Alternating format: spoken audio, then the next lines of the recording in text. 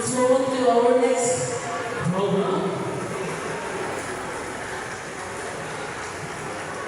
So again, I request our newlyweds to the speaker with the center stage.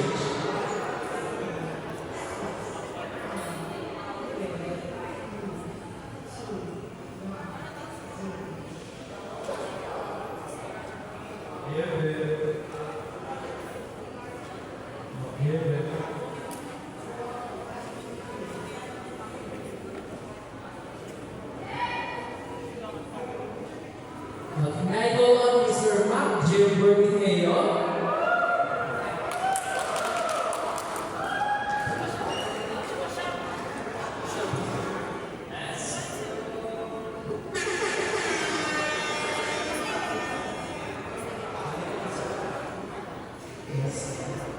At this moment of time, we will move on to the next part of our program, which is the prosperity dance.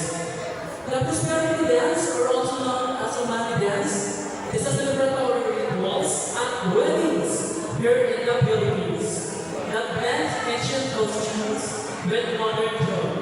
It's not just about giving money, but it is a symbolic gesture of support, well-wishing, and prosperity to our newlyweds as we begin their married life and help them build a strong financial future together.